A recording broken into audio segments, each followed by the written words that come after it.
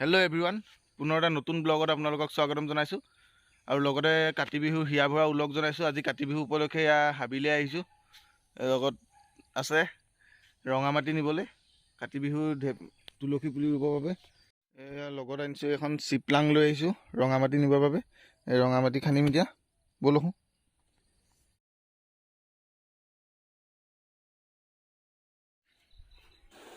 পাছফালে আচলতে বহুত দিনৰ মূৰত আহিলোঁ আৰু এইটো আমাৰ পুখুৰীটোত এই মাছ মৰিছে, বহুত পুনি হৈছে। পুনিখিনি চফা কৰিব লাগিব। আৰু এইখন চক বাৰী, এয়া মাটি আনিলোঁ। এতিয়া তুলসী পুলি এটা ইয়াৰ পৰা উঘালি ল'ব লাগিব। ঢেৰ তুলসী পুলি আছে, দেখিছে আপোনালোকে। পটাপট তুলসী পুলি উঘালি তুলসী পুলি ৰুই সোনকালে আজৰি হ'ব লাগে।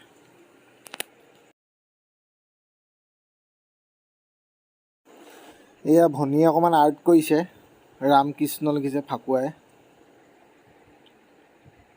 এনেকৈ আৰু কিবা কিবি কৰি আছে।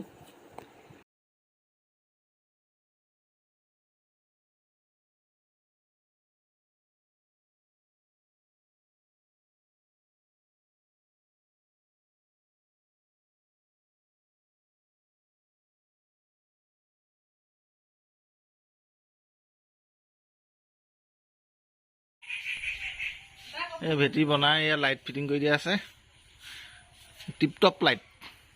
এই মাইক্ৰফোনৰ ষ্টেণ্ডত দি থৈছোঁ। চাউথৰ নিচিনা মানে বস্তুটো।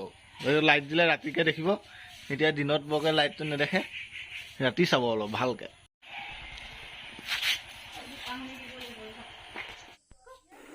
আমাৰ পৰিয়ালৰ জ্যেষ্ঠ হিচাপে আছে আইতা, তেওঁলোকৰ ঘৰত প্ৰথমতে আৰম্ভ কৰিছোঁ। তাৰপিছত বাকী ঘৰত হ'ব, প্ৰায় 8 ঘৰমান মানুহত হ'ব পৰিয়ালৰ আজি। বাকী ঘৰ অলপ আঁতৰে আঁতৰে আছে, তেওঁলোকৰ ঘৰলৈ যোৱা নহ'ব।